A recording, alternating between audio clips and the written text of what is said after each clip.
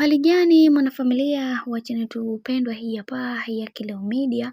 Kama ndo mara yako ya kwanza, basi nikusihi usisahau kusubscribe, kulike, kushare pamoja na kucomment. Bwana Harmonize pamoja na Kajala wameweza kupiga picha ya pamoja wakiwa na mjukuu wao.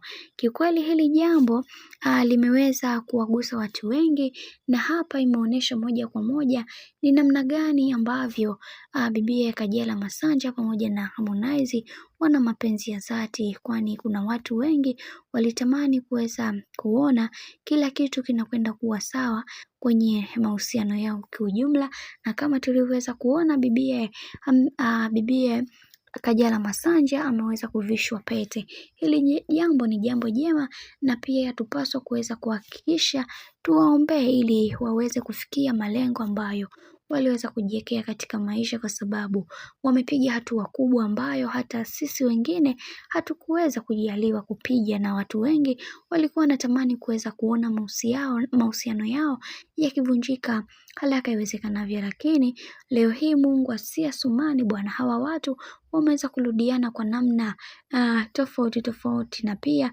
tunatamani kuweza kuona maisha yetu yakibadilika kadri siku zinavyozidi kwenda. Sasa kutokana na haya yote ambayo yanayoendelea, kuna vitu vingi tunatakiwa kuweza kujifunza katika haya maisha, na mara zote nimekuwa nikiwaambia na kuwasisitizia kwamba kuna vitu vingi tunatakiwa kufanya maisha yetu yaweze kusonga mbele zaidi, ili kuweza kufikia malengo ambayo tuliweza kujiwekea katika maisha yetu.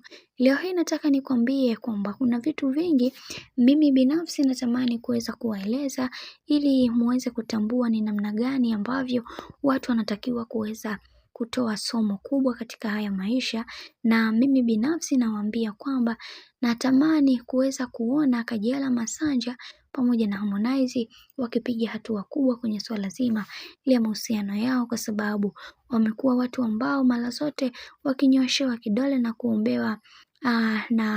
kuombewa mabaya ili waweze kutengana, lakini Mungu si asumani. Kama hivyo ambavyo unavyozidi kuona mambo yanazidi kubadilika, wameweza kupiga picha pamoja na mjukuu wao ili waweze kufikia hatua ya maisha ambayo waliweza kujitakia katika maisha yetu, na pia yatupaswa kuweza kuhakikisha kila linalotokea katika maisha yetu basi ni mipango ya Mungu, hivyo wacha maisha mengine yazidi kwenda mbele na wengine tuendelee kupambana na maisha.